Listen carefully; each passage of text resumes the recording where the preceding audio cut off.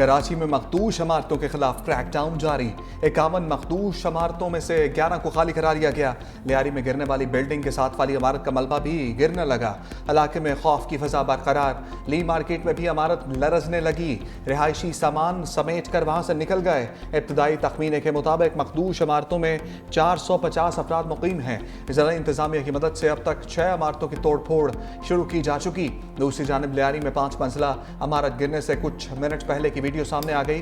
Pillars के टूटने के कुछ देर बाद 5 मंजिला इमारत जमीन बोस हो गई। गैराज में मौजूद लोग बाहर निकले। इमारत में से कुछ लोग ही बाहर निकलने में कामयाब हुए।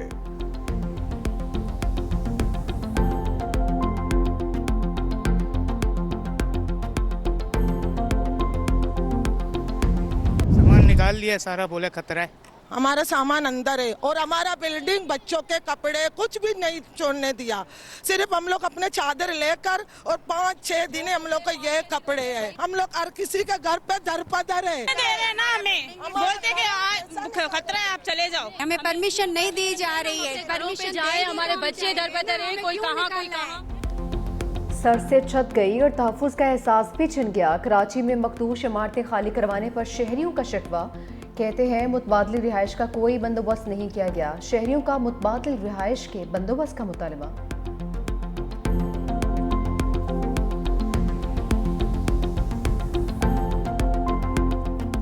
51 ऐसी इमारतें हैं जो कि बहुत ही संगीन सूरत हाल है। उसमें से जो 11 कोई इमारतें वो खाली करवा ली गई हैं। अब इसमें तो हर शख्स को हुकूमत जगह फराहम करे। मैंने कहा जैसा 740 इमारतें हैं तो 740 इमारतों में से चीफ मिनिस्टर साहब ने ये फैसला किया है कि जो चंद जगहें अवेलेबल हैं हुकूमत के पास, उनमें से जो जरूरतमंद होंगे, हम समझते हैं कि जिनके पास कोई और शेल्टर नहीं है, तो गवर्नमेंट कंसीडर करिए कि उनको कोई ना कोई अल्टरनेट फराहम किया जाए।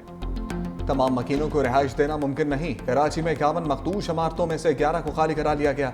सीनियर वजीर शजील मेमन कहते हैं कुछ खानदानों को आर्जी रिहाइश दे सकते हैं।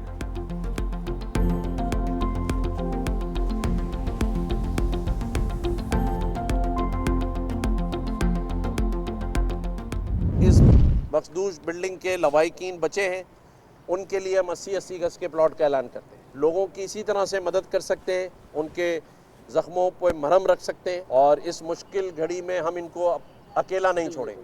24 घंटे यहाँ काम होना चाहिए। गवर्नर सिंध कामरान खान टेसोरी का लियारी हादसे में जांबक अफराद के लवाहिकीन को 80-80 गज का प्लॉट देने का ऐलान। सिंध हुकूमत से घर खाली करवाने वालों को 6 माह का किराया एडवांस देने का मुतालबा। कराची में मीडिया से गुफ्तगू में कहा कि DGSBCA को बरतरफ करना अच्छा इक़दाम है, लेकिन सिंध बिल्डिंग कंट्रोल अथॉरिटी के सरबराह का चेहरा बदलने से कुछ नहीं होगा। निज़ाम बदलने की ज़रूरत है। सरकारी रिहायशी स्कीमों में ताख़ीर की वजह से शहरी पोषण लेने पर मजबूर होते हैं। सिंध हुकूमत ने गुज़िश्ता 20 साल में किसी रिहायशी मनसूबे में तरक्याती काम मुकम्मल नहीं किया।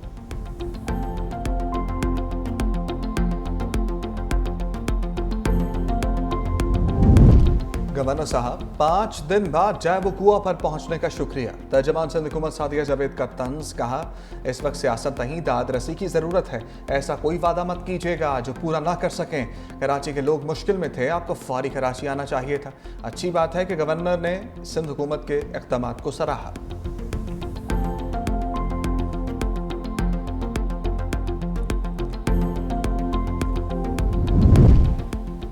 लियारी में इमारत गिरने का सानिहा करप्शन, लालच और बेहिसी का नतीजा है। आबाद 700 दिनों में मखदूश इमारतों की तामीर नौ के लिए तैयार है।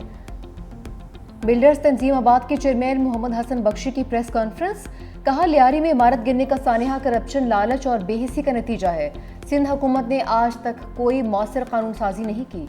सीनियर नायब चेयरमैन सैयद अफजल हमीद ने कहा कि लियारी वाक़े के मकाम पर इंतजामिया की कोई नुमाइंदगी नहीं थी। जाए हादसा पर गफलत खुलेआम नजर आई। रावलपिंडी में भी 86 बोसीदा खस्ताहाल इमारतें खतरनाक करार। बोसीदा इमारतें भावड़ा बाजार, लंडा बाजार, सैदपुरी गेट, राजा बाजार, मोची बाजार, डूंगी खुई और दीगर इलाकों में मौजूद। मेट्रोपॉलिटन कॉरपोरेशन रावलपिंडी का खतरनाक इमारतों को फौरी खाली कराने का हुक्म। मालिकान को इनखला के नोटिस जारी। मूसलाधार बारिश के बायस बोसीदा इमारतें किसी बड़े सानहे का सबब बन सकती हैं। मालिकान 15 दिन में या तो इमारत की मरम्मत करवाएं या मखदूश हिस्सा गिरा दें, वरना कार्रवाई होगी।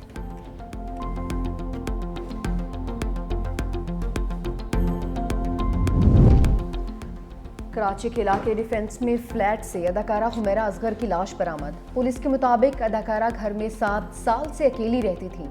किराया ना देने पर फ्लैट के मालिक ने अदाकारा पर केस कर रखा था। अदालती बैरफ घर खाली करवाने पहुंचा, दरवाजा तोड़ा तो सामने लाश पड़ी थी। लाश 15 से 20 दिन पुरानी थी। पोस्टमार्टम के लिए भिजवा दी गई।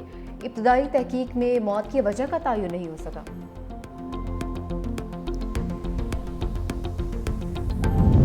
फैसलाबाद के इलाके सरहाली में साइबर क्राइम की कार्रवाई। साबिक चेयरमैन फेस्को के डेरे से 70 गैर मुल्की बाशिंदों समेत 100 से ज्यादा अफराद हिरासत में ले लिए। साइबर क्राइम सर्कल के मुताबिक गैर मुल्की बाशिंदे शहरियों को स्कीमों का लालच देकर ऑनलाइन फ्रॉड में मुलव्वस थे। डेरे से कंप्यूटर्स और मुख्तलिफ डिवाइसेस तहवील में ले ली गई।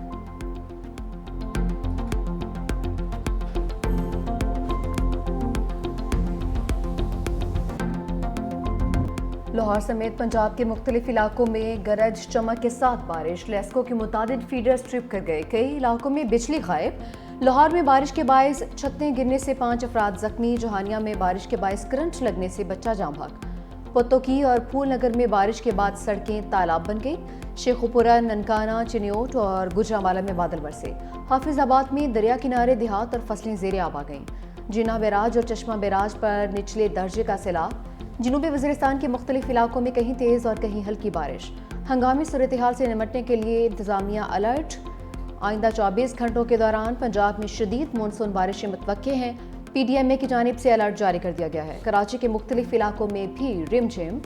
सूबा खैबर पख्तूनख्वा में 48 घंटों में हादसात के दौरान 6 अफराद जाँ भाग जबकि 7 जख्मी हो गए।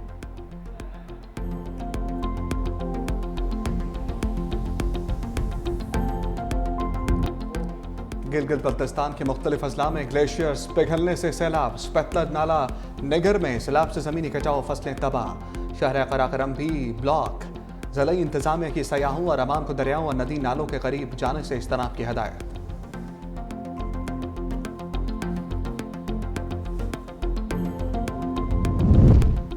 हुकूमत का चीनी पर खेल तमाशा जारी। कभी बरामद तो कभी दरामद, दोनों सूरतों में नुकसान अवाम का। गुज़िश्ता साल वाफर ज़खीरा होने पर 5 लाख टन बरामद की। अब बढ़ती कीमतों पर काबू पाने के लिए 5 लाख टन दरामद करने का फैसला कर लिया। तमाम इंतजामात भी मुकम्मल। आखिर ये कौन सी पॉलिसी है? हमेशा आवाम ही क्यों खसारे में रहते हैं? पिछले साल डीलर्स ने चीनी महंगी होने का यकीन दिलाया, तो इस यकीन दहानी पर अंधाधुंध एतमाद क्यों किया गया? मार्केट में इस वक्त चीनी 185 से 200 रुपये फ़ी किलो तक फरोख्त रही।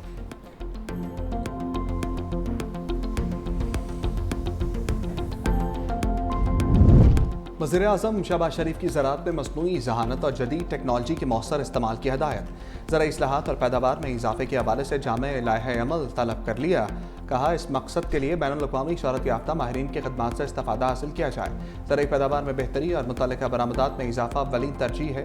ज़राई अजनास की फ़ी एकड़ पैदावार में इजाफे के लिए तहक़ीक़ी मराकज़ को मज़ीद फ़ाल बनाया जाए।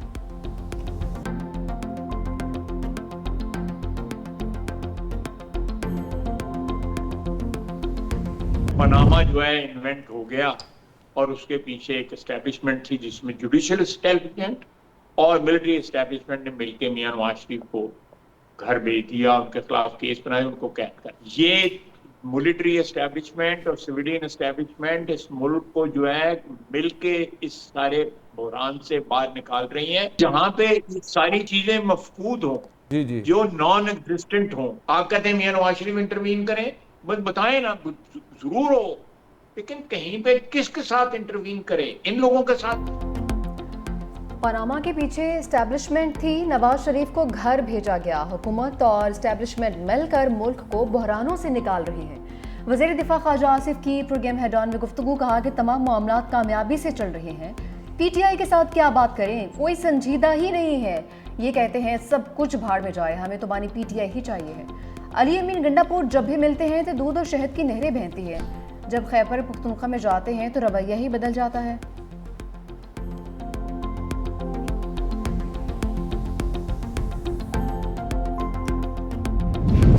पानी पी चाय और बुशा बेबी की 190 मिलियन पाउंड केस की जल्द समाअत की दरखास्तें इस्लामाबाद हाईकोर्ट में दायर। बानी से बहनों अलीमा खान और नौरीन न्याजी की मुलाकात। अली मकान ने मीडिया से गुफ्तगू में कहा, बानी ने हुकूमत मुखालिफ तहरीक के लिए 5 अगस्त की तारीख दे दी। 5 अगस्त को बानी को जेल में 2 साल हो जाएंगे। बानी जेल से एहतजाज लीड करेंगे। नवाज शरीफ को तो घर वाले नहीं पूछते, तो बानी से मिलकर क्या करेंगे। नौरीन न्याजी ने कहा, बानी के साथ वो कुछ हो रहा है जो किसी कैदी के साथ नहीं होता।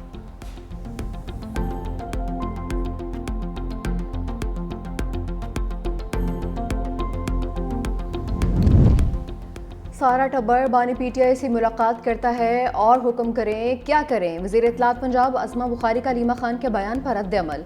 कहा, मतलब क्या जेल में एक जलसे का इंतजाम कर दें जिसमें बानी पीटीआई जेल से कैदियों से खिताब फरमा सकें। पंजाब में अब कानून सबके लिए बराबर है। लाहौर ट्रैफिक पुलिस ने वज़ीर आला पंजाब के बेटे का चालान करके कानून की हुक्मरानी का सबूत दिया है।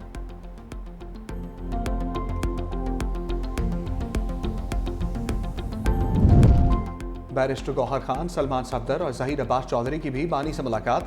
चेयरमैन पीटीआई बैरिस्टर गौहर कहते हैं, हमने मुज़ाकरात से कभी राह फरार इख्तियार नहीं की। बानी पीटीआई ने हमेशा मुज़ाकरात का कहा है। कोशिश है इस वक्त ही मुज़ाकरात का सिलसिला आगे बढ़े। बोले, जिन लोगों से बातचीत होनी चाहिए कोशिश है उन्हीं से बातचीत हो। ज़राए के मुताबिक बानी से मुलाकात में बैरिस्टर गौहर ने वज़ीर आज़म पाकिस्तान की जानिब से मुज़ाकरात की पेशकश बारे भी बानी को बताया। 26वीं आईनी तरमीम के बाद अदलिया की पोजीशन से भी आगाह किया।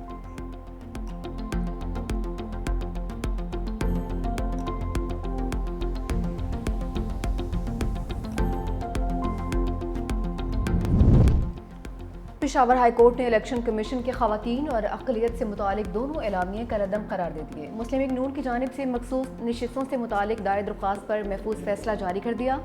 अदालत ने हुक्म दिया कि इलेक्शन कमीशन अक़लियत और खवातीन से मुतालिक दोबारा सीटों की एलोकेशन करे। 10 दिन के अंदर तमाम उम्मीदवारों और सियासी जमातों को सुने। इलेक्शन कमीशन के फैसले तक मखसूस सीटों पर हल्फ ना लिया जाए। दूसरी जानिब केपी से कौमी असम्बली की खवातीन की 2 मखसूस खाली सीटों के लिए शेड्यूल जारी। कागजात नामजदगी जमा करवाने का सिलसिला कल से शुरू होगा, जो 10 जुलाई तक जारी रहेगा। 24 जुलाई को उम्मीदवारों की हतमी फहरिस्त जारी की जाएगी।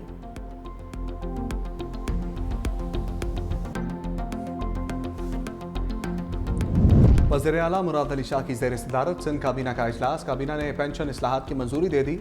लेबर डिपार्टमेंट को कम अज़ कम उजरत का नोटिफिकेशन जारी करने की हदायत। वज़ीर आला ने हदायत की कि उजरत के तयन से कबल तमाम कानूनी तकाज़े पूरे किए जाएँ। सिंध काबीना ने ज़रई इनकम टैक्स रूल्स की भी मंजूरी दे दी। नए कवायद के तहत ज़मींदारों को SRB के साथ रजिस्ट्रेशन कराना लाजमी होगी। ह्यूमन राइट्स कमीशन के चेयरमैन इकबाल डेथो के खिलाफ इल्ज़ामात की जाँच के लिए काबीना ने कमेटी कायम कर दी।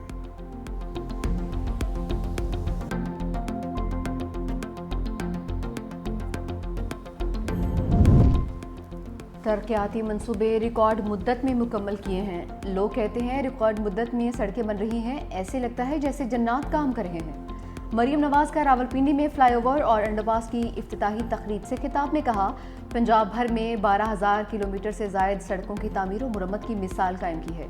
रावलपिंडी शहर की ब्यूटिफिकेशन के प्रोजेक्ट्स की खुद मॉनिटरिंग कर रही हूँ। नवाज शरीफ फ्लाईओवर की तामीर से पिंडी से चक्री के सफ़र का दौरानिया 1 घंटा कम हो जाएगा। पंजाब में रिकॉर्ड टाइम अस्पतालों की हालत बदल चुकी है। मरियम नवाज का पंजाब में पीने के साफ पानी के प्रोजेक्ट्स भी शुरू करने का ऐलान।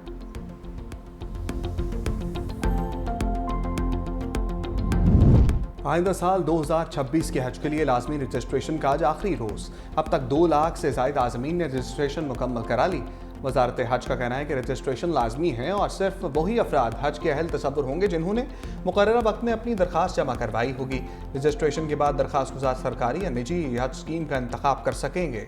रजिस्ट्रेशन के मुकम्मल अदाद-ओ-शुमार सऊदी हुक्काम को फराहम किए जाएंगे, जिसकी बुनियाद पर पाकिस्तान के लिए हज कोटा मुख्तस किया जाएगा।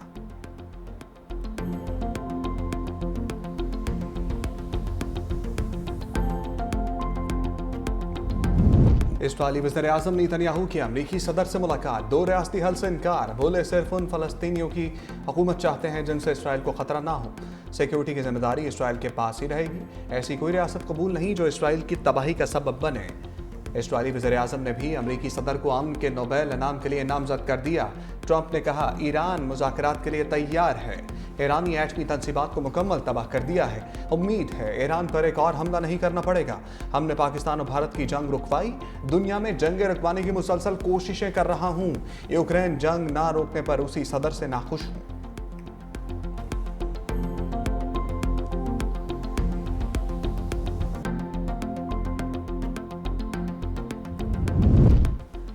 नेतन्याहू की ट्रंप से मुलाकात धोखा और सब पहले से तयशुदा है। इसराइल ने दोबारा हमला करने का मंसूबा बना रखा है। ईरानी फौज हाई अलर्ट। ईरानी टीवी का इस हवाले से कहना है कि सदर ट्रंप दोबारा हमले के मामले पर इसराइल के साथ हैं। ईरानी फौज के तर्जुमान कहते हैं इसराइल ने हमला किया तो जवाबी कार्रवाई पहले से ज्यादा सख्त होगी। ईरानी सुप्रीम लीडर के मुशीर जनरल याहिया रहीम सफ़ी के मुताबिक खुफिया जगहों पर हजारों मिसाइल और ड्रोन्स दिफा के लिए मौजूद हैं।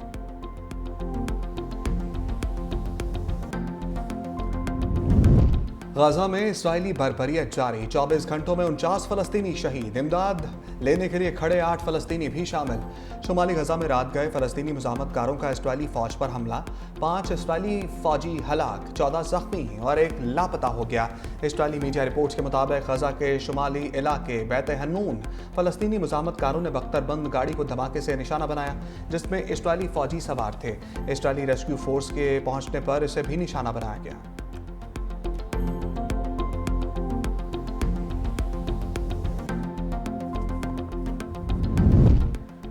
गजा में जंगबंदी के लिए कोशिशें। दोहा में हमास और इसराइल के दरमियान मुज़ाकरात का तीसरा दौर भी बेनतीजा खत्म। कोई पेशरफ्त नहीं हो सकी। चौथा दौर आज होगा। व्हाइट हाउस के मुताबिक अमरीकी एलची विटकोफ इस हफ्ते दोहा जाएंगे। इसराइली वज़ीर दिफा इसराइल कार्ड्स का कहना है कि हमास के साथ 60 रोज़ा जंगबंदी हो जाएगी। 75% गजा खाली कर देंगे। हमास के साथ जंगबंदी में 10 जिंदा यरगमालियों की रिहाई यकीनी बनाई जाएगी और मुर्दा असीरों की बॉडीज भी वापस लेंगे।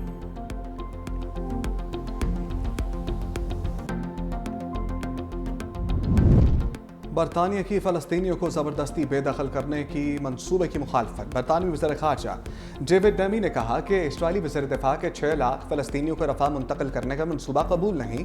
इस तरह के बयानात जंग बंदी की राह में रुकावट हैं। हमास और इसराइल के दरमियान जंग बंदी पर इत्तफाक न हुआ तो इसराइल के खिलाफ इक़दामात किए जाएंगे।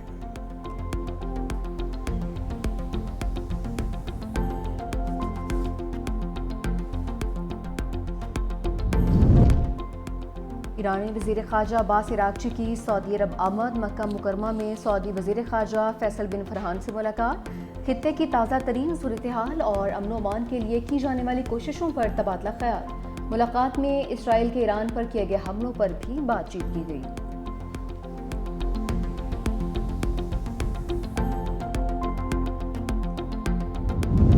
कतरी शहजादी को पैमा शेख आसमा सानी को पाकिस्तानी कोहसारों और सियाहत की ब्रांड सफ़ीर मुकर्रर कर दिया गया। वज़ीर आज़म शहबाज शरीफ ने कतरी शहजादी को ब्रांड सफ़ीर मुकर्रर किया। कहा कतरी शहजादी को पाकिस्तान के पहाड़ों सियाहत की ब्रांड सफ़ीर मुकर्रर करते हुए खुशी हो रही है।